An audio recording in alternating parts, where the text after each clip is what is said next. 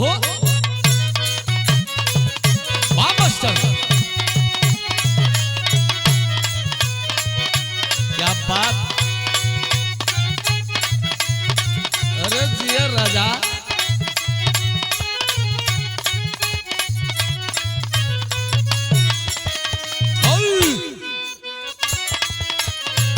क्या बात।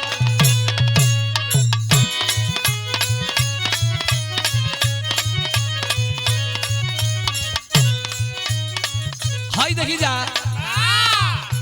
यही गोलू नहीं है कोनो लड़का रहल, यही गोलू दिया आ कोनो ऑर्केस्ट्रा में नाचे वाली भी है, बड़ा बेजोड़ लिपस्टिक लगोले है, कमर लपकावत चलतिया। गोलुए के मारने तो गोलू को हता का कहे, रस पोरे पोर भरल, रस पोरे पोरे भरल, रस पोरे पोरे भरल, उपटे बदरिया ए गोरिया चलेलू, ए गोरिया चलेलू, ए गोरिया चलेलू, डहरिया तो कमरिया लपके, ए गोरिया चलेलू।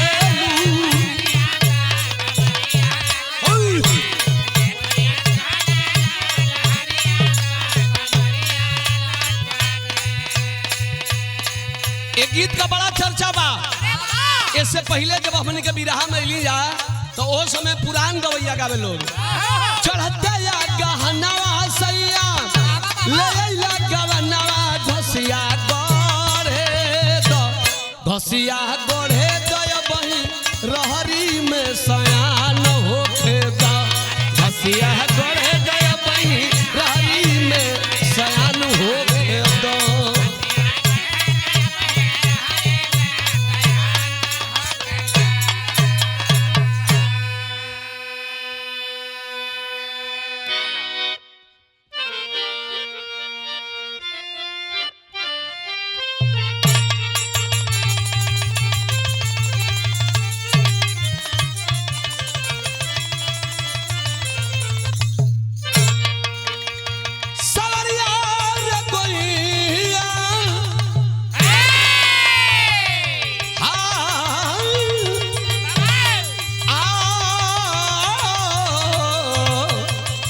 भोले बाबा जोगिया हो मोर राम,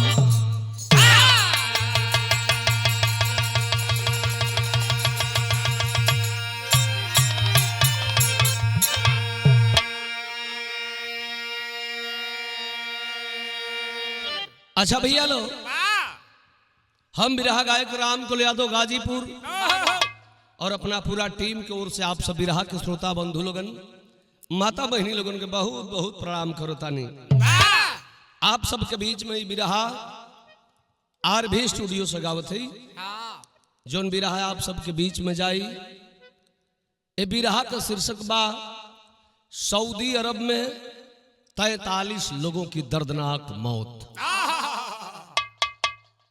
हिंदुस्तान से लोग गए थे मक्का मदीना हज करने, यात्रा करने कि हम जाएंगे, हमारे खानदान का तारन तार होगा। मुस्लिम वर्ग के लोग हैं, उसमें कुछ अगल बगल से हिंदू भाई भी गए होंगे, इसलिए कि मक्का मदीना सारे लोग जाते हैं। ए भैया, आखिर मौत कैसे हुई, मौत का मंजर कैसे हुआ, बिरहा में भूमिका का भाव लगा था मास्टर।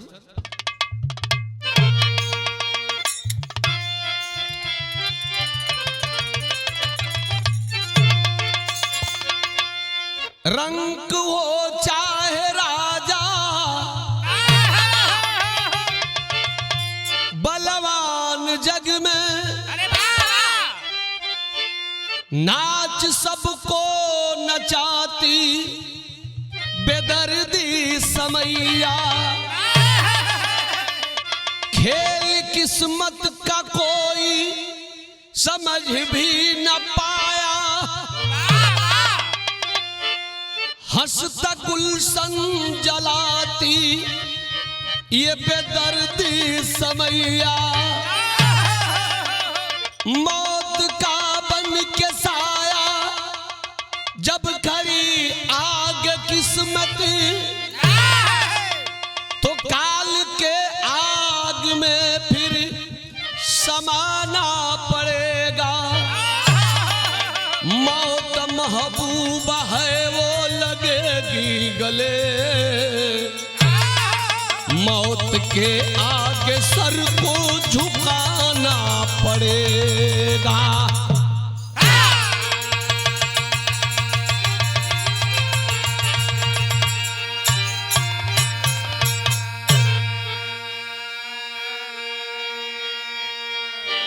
मौत तो सत्य है कि आएगी, लेकिन कब आएगी धनंजय भाई कोई जानता नहीं। ये माया के नगर में जब ले बाड़ा आनंद का जिंदगी जिए तड़, लेकिन जाए के भी जरूर बा। एक लाइन गजल का, ये गजल का एक कव्वाली का टुकड़ा कहल जाई। कैसे मास्टर?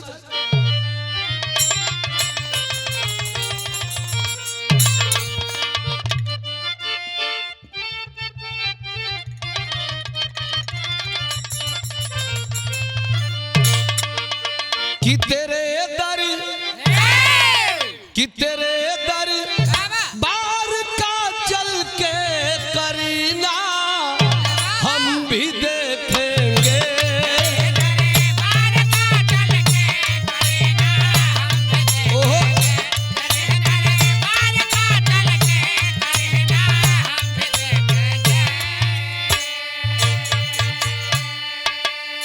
तेरा दरबार का चल कर करीना हम भी देखेंगे, करीना हम भी देखेंगे।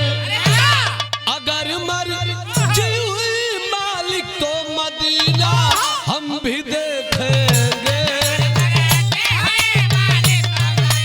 और हम भी देखेंगे।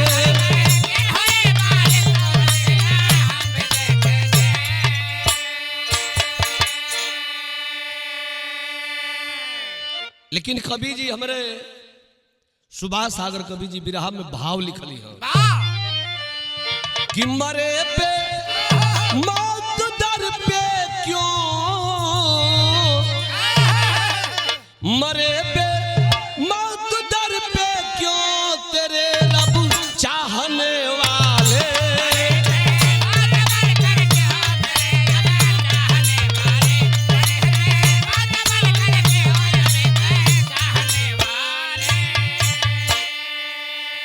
मरे पे मौत दर पे क्यों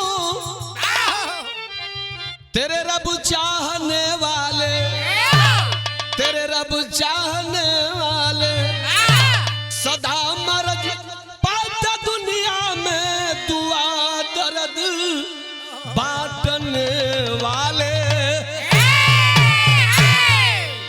ये हमेशा मेरा बिरहा के शुरुआत हो गई। नजम के लाइन में मास्टर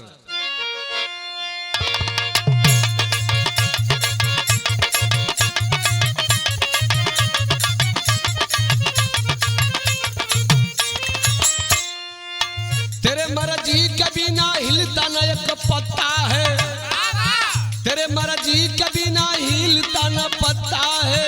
कहीं कहती दुनिया ये कण कण में तेरी सत्ता है।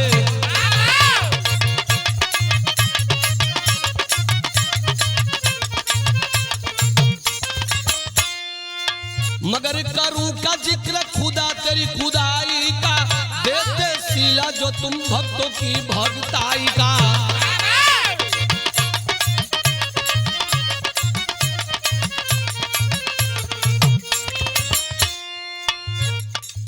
देश बहाता आज आंखों से पानी है, शहर है दराबा से शुरू हुई कहानी है।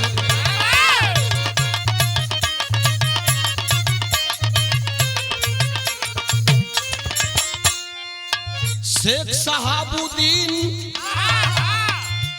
साहबुद्दीन का परिवार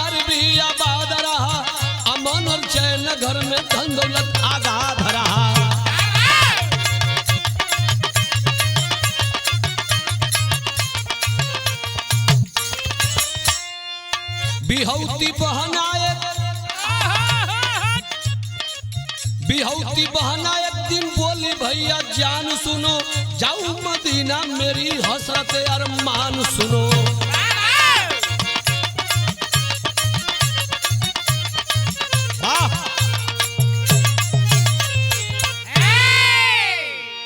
बात का समझ ल जाओ, बिरहा का कहानी समझे में आसान हो जाए। शहर हैदराबाद जो अपने भारत में ही पड़ता है, जहां के रहने वाले शेख शमसुद्दीन जी का परिवार रह रहा है। जो उनकी एक बहन है, कह रहे कि भैया मन कर रहा है कि थोड़ा हम लोग मक्का मदीना घूम लेते। कल करे बहन, इच्छा जब है तो जब इच्छा है कि अल्लाह का दर्शन करूंगा, दुनिया के मालिक का दर्शन करूंगा, तो मालिक की जब इच्छा होती है तो लोग क्यों नहीं जाएंगे। तुम भी चलो, हम लोग भी चलेंगे। और तैयारी लोग करने लगे, और तैयारी लोग करे लगल हं तक लाइन तर्ज लगत बा।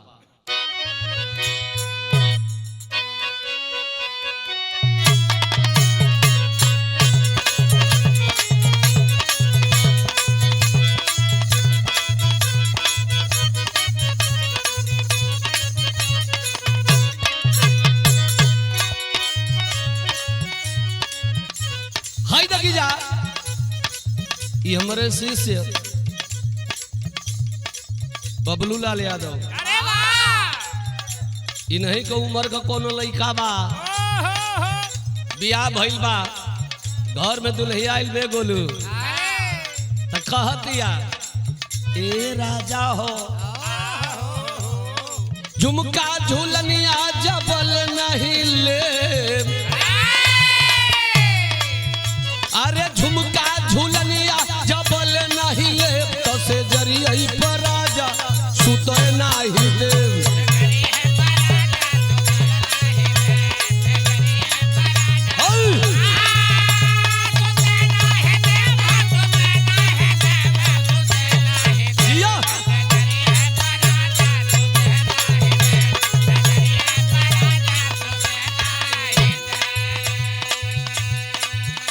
ए भैया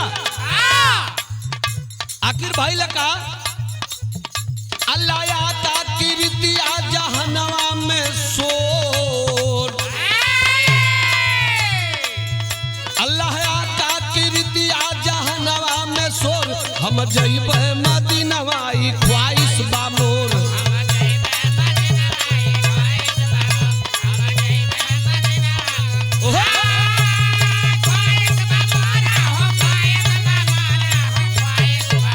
हम जइबे मदीनवा में,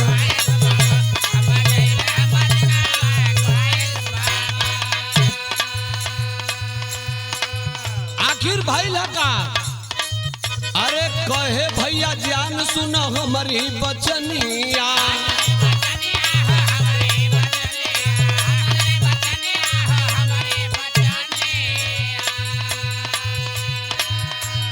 हमरा घरे दावत कर जइह बहिनिया,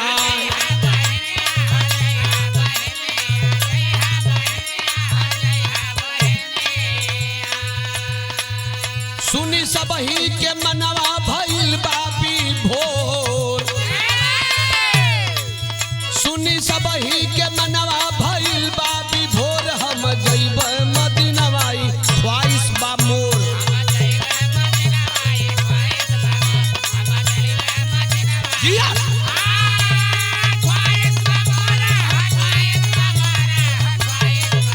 हम जइबे मदीनवा ई ख्वाहिश बा मोर।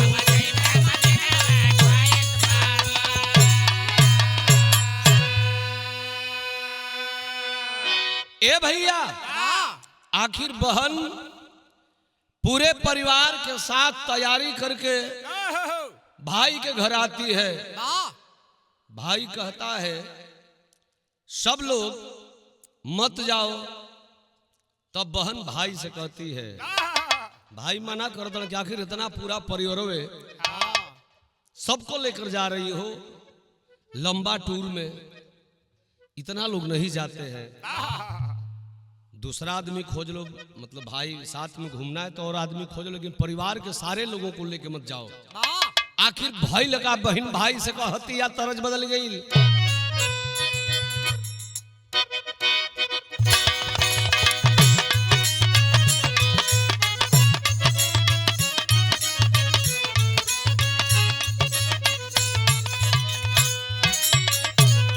जो बीच बजरिया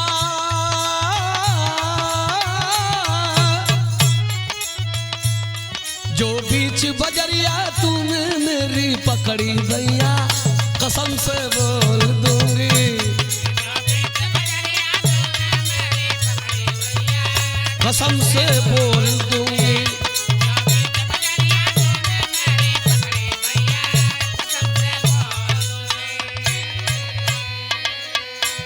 बहन कह रही है खुदा के जाना घर,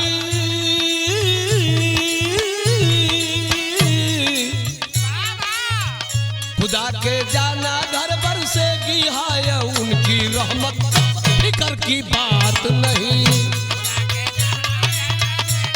हाय उनकी रहमत फिक्र की बात नहीं। हाय उनकी रहमत फिक्र की बात। मिली जो आज हमें, मिली जो आज हमें उन्होंने दी सारी बरकत, फिक्र की बात नहीं। बरकत फिक्र की बात नहीं। मिली जो आज उन्हें,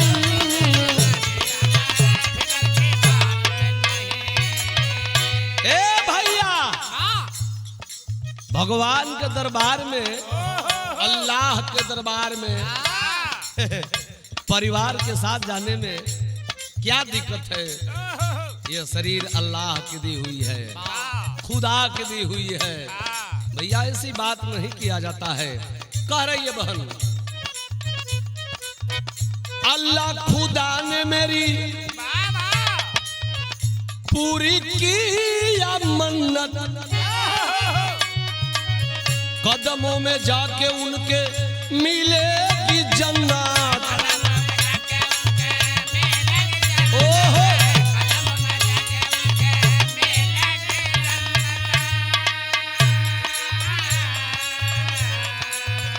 कैद उनके ही हाथों किस्मत की ये सारी हरकत, फिक्र की बात नहीं।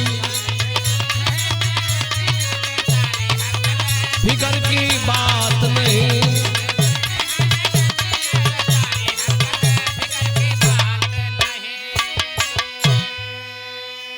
अगर भगवान के दरबार में, अल्लाह के दरबार में जाने से किसी की मौत हो जाए तो उससे बड़ा कोई जन्नत नहीं।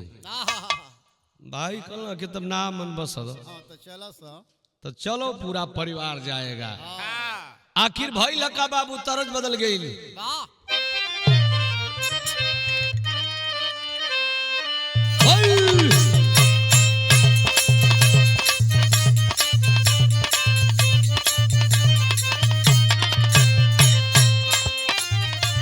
उहे तरज बा, अरे झकोरा मारे झूलनी, झकोरा मारे झूलनी, सारी लहराए हो झकोरा मारे झूलनी।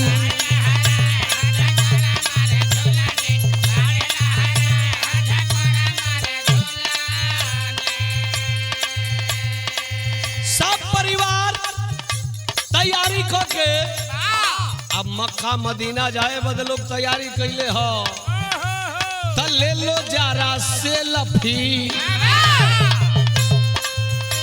अरे ले लो जरा सेल्फी, घूमे परिवार हो कि ले लो जरा सेल्फी।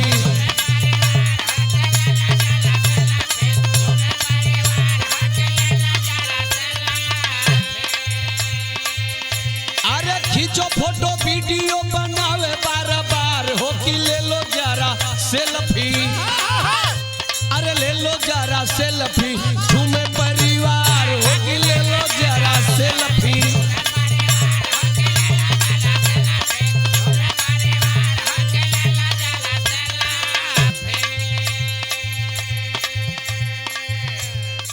दुल्हला के लगे बैठल बा, केहू मम्मी के लगे बैठल बा, केहू अब्बा के लगे बैठल बा।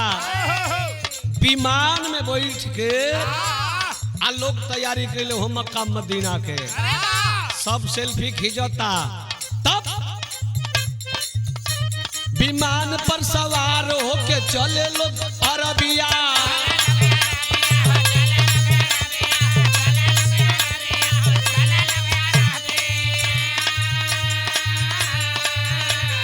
कहे साचो चमकल बा हमरो नसीबिया।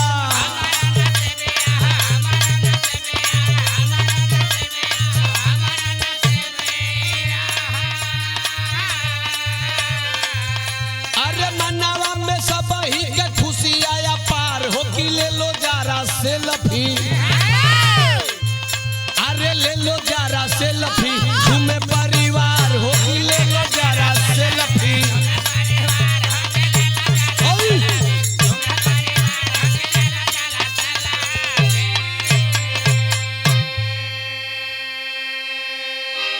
आखिर पूरा परिवार उस विमान से पहुंच गए कहां? सऊदी।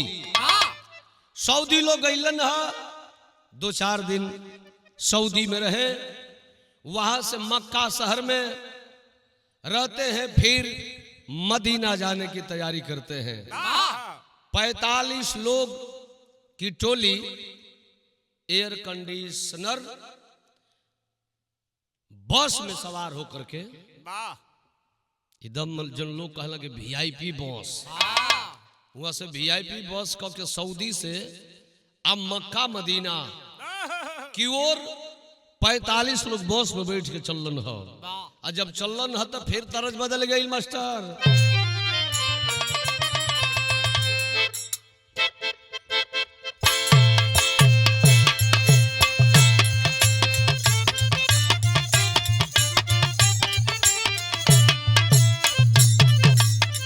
देखा हो बाबू, हिंदुस्तान से लोग गइल बा सऊदी अरब दर्शन करे, आनंद का जिंदगी लेवे, अपना जिंदगी के धन्य बनावे बदे। लेकिन तरह से सुंदर भाव कभी जी बिरहाव में लिखली हो। बस में लोग जाता रही, जरा बस भइल बिया। अब बस जब जाते तो भइल का लागल बा टक्करना हो भैया, लागल बा टक्करना।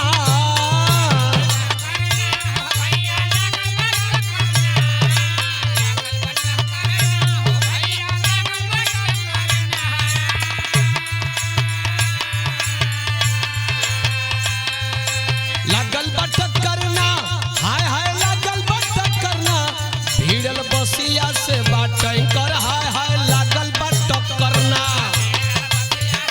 टैंकर हाय हाय लागल बटक करना।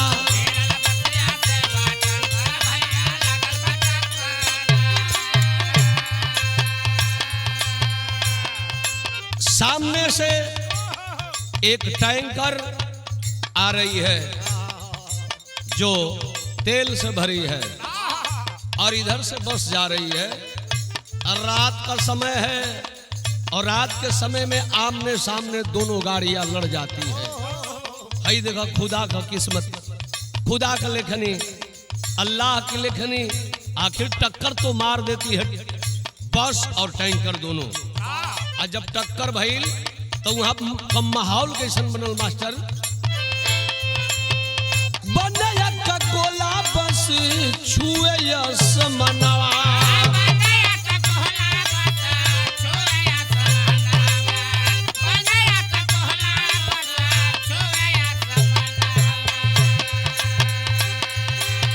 चारों ओर मची गई सुन कोहरा मवा।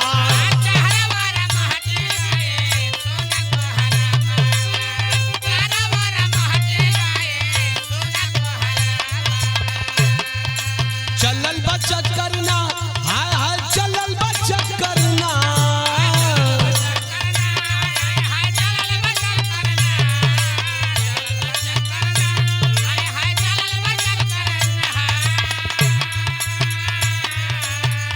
तब खेललस खेला मौत भयंकर, हाय हाय चलल बचत करना।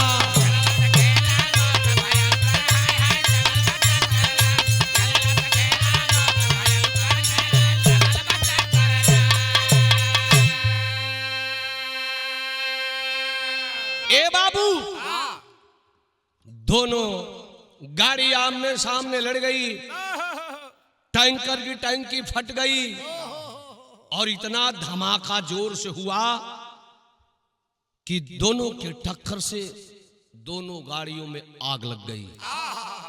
और आग जब लगल तो भई लगा तनी कवि जी के विदेशिया के भाव में लिखे के पड़ल।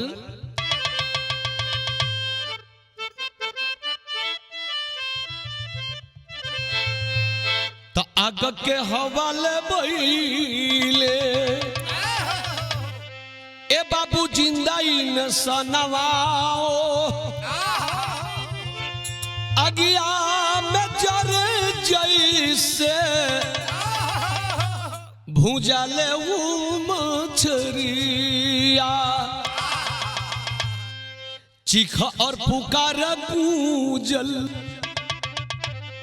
त्राह त्राह पीरा उठल, देखी मंजर का पत बाटे सब नर नरिया, बूढ़ा और जवान जा रे ओ में बचाई नदान जा रे, लहरे न केहू छुए के देखी के नजरिया, कितने परिवार उजड़ल, अल्लाह खुदा कलेखा बिगड़ल, चाही नाही जेवन पाइल ए भैया जाऊं नहरिया। 45 लोग बस में हैं, कुछ महिलाएं हैं, कुछ बच्चे हैं, कुछ बुजुर्ग हैं, कुछ जवान हैं। आखिर ये बाबू गेट भी बंद है, गेट भी नहीं खुल रहा है, बस गेट के साइड ही पलट गई है, कोई निकल ना पा रहा है, सड़क पे आग लग गई पूरी बस में। छटपटाए कि लोग मरत हुए वही बस में। तो यहाँ कवि जी के बिरहा कटेरी में भाव लिखे के पड़ल।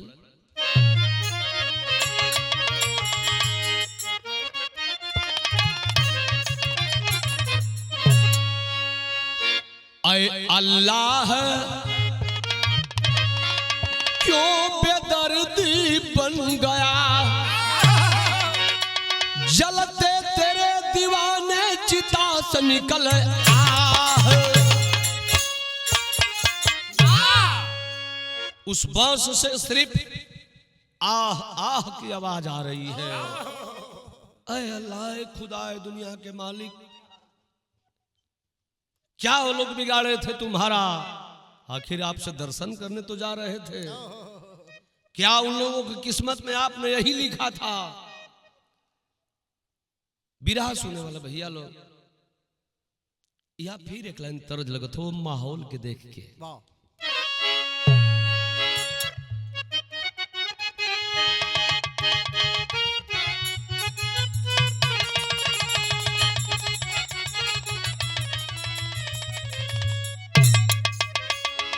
आज ही खबर देश में जब फैलली हो,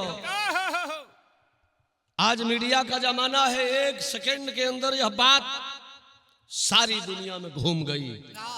आज हमारे देश हिंदुस्तान के लोग, चाहे हिंदू हो मुसलमान हो, जो भी सुना कलेजा सबका कांप रहा है उस हालात को और उस वीडियो को देख करके। कैसे मास्टर?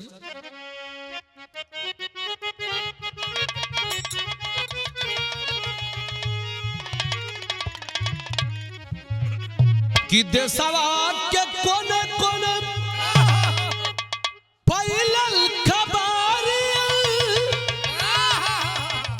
भारत विश्व मोर जान हो।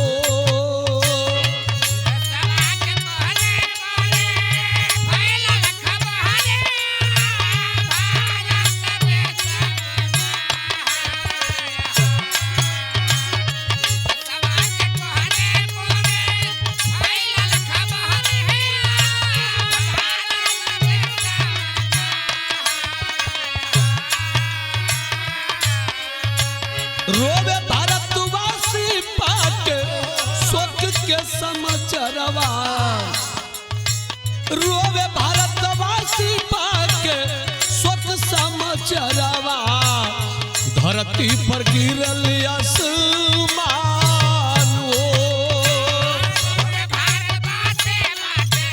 शोक समाचारवा धरती पर गिरल आसमान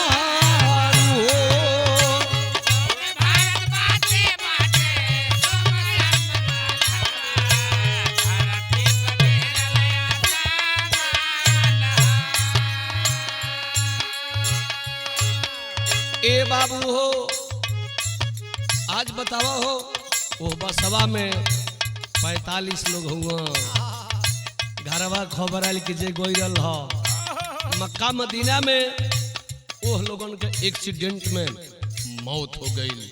आखिर भइल का मृतक परिजन घर गइली खबरी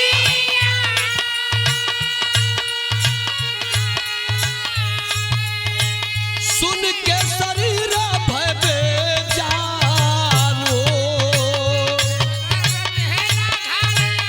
गइली खबर सुन के शरीर भय बेजानो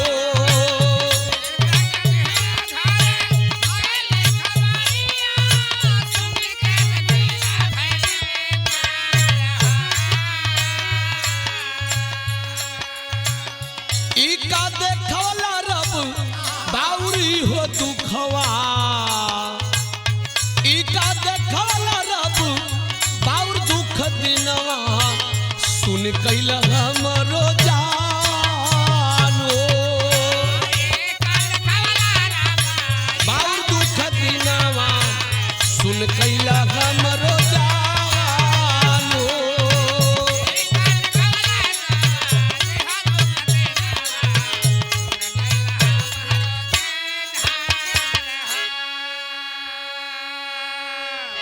ए भैया लेकिन कोई कर क्या सकता है। हम भारत में हैं वो लोग सऊदी अरब मक्का में हैं। आखिर लोग धू धू करके जल गए। जब जल गए हो बाबू तो बिरहा में अल्लाह का भाव लगत बा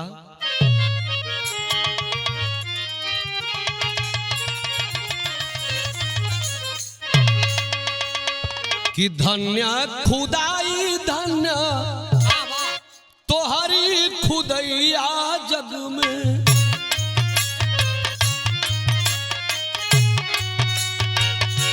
बन के बेदर्दी छीना बगिया हो बहारी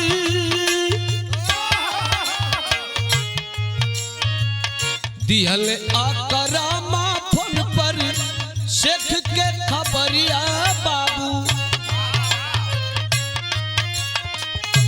होई गईली तोहरे आज दुनिया हो अनारी बीबी और बच्चा जर के राखो होई गईल बाबू भइले वीडियो वायरल देखी पीटल कपारी सकल परिवार के निरख फोटोआ बाबू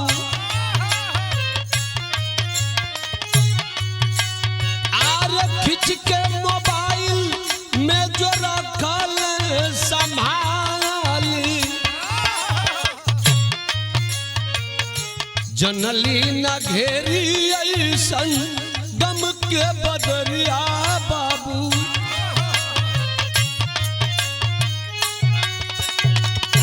जाए नहीं देती वही जन्नत के दुआरी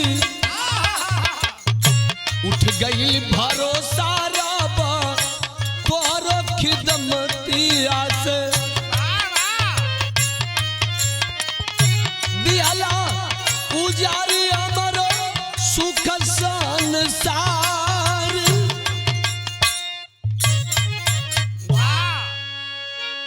ए भैया आखिर वहां से अकरम के द्वारा फोन आया शेख के मोबाइल पर कि आपके बीवी बच्चे आपके परिवार के लोग जितने लोग आए थे सारे लोग मौत के घाट उतर गए।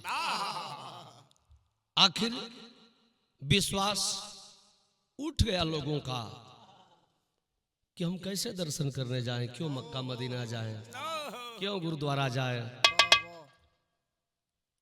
पछतावा कर रहा है वह। आखिर बेचारा शेख कि मैं तो मना कर रहा था लेकिन मेरे परिवार के लोग माने नहीं चले गए। आखिर खड़ी में लिखल गया बाबू,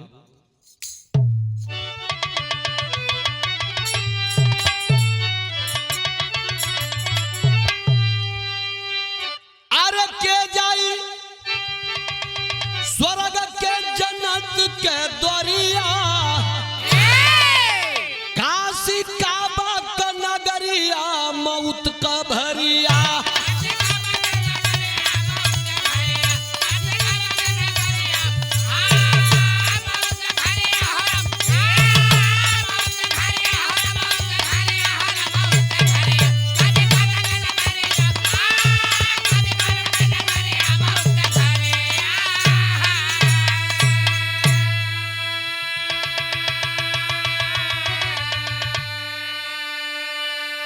अरे कहा अल्लाह खुदा सोई जाले संकट के घरिया, आस्था श्रद्धा से टूटे जीवन कह रसरिया।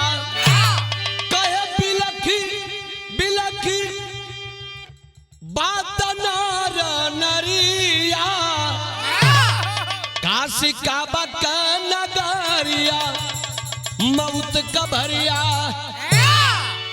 रो रहा है और कह रहा है जब समय खराब होती है तो अल्लाह खुदा भगवान राम सो जाते हैं। भरोसा उसका उठ रहा है, रो रहा है, कह रहा है क्या, अरे भइला नसीब लाश देखे के भर नजरिया, आ भर मुंह खून लिहले परिजन परिवारिया।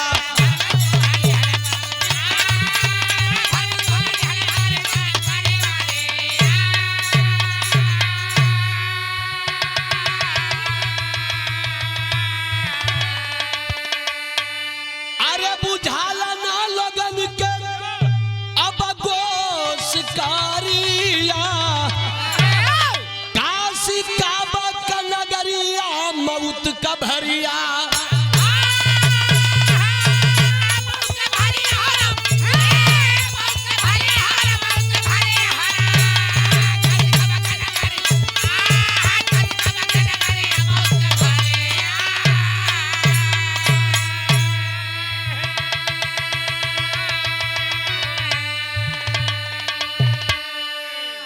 आखिरकार बाबू 45 लोग बस में थे और बस के भी तो विभाग के लोग होंगे, ड्राइवर कंडक्टर खलासी। लेकिन बिरहा गाने वक्त तक खबर मिली है कि 45 लोगों में से 43 लोगों की मौत हो गई है। अब 2 लोग बचे हैं या घायल हैं। जो घायल तो बचा तो कोई होगा नहीं, घायल भी होंगे, किसी तरह से शीशा उसा तोड़ ताड़ के बाहर निकले होंगे, वही बचा होगा, नहीं तो 43 लोगों की मौत हो गई है। तो जो लोग गए थे अपने जिंदगी का मुक्ति कराने, अल्लाह का दर्शन करने, तो शायद मालिक को यही मंजूर होगा। जो मर गए उनके आत्मा को सच्ची श्रद्धांजलि अर्पित करता हूं, और जो घायल है जल्द स्वस्थ होकर के अपने परिवार में आ जाए। विरहा समाप्त। आखिरी भाव। जय जखाड़ गुरु जद्दू लौटन, कील हरे फुलवारी, श्री नारायण गंगा सागर, श्यामलाल गुणकारी। ए अल्लाह क्यों बेदर्दी बन गया।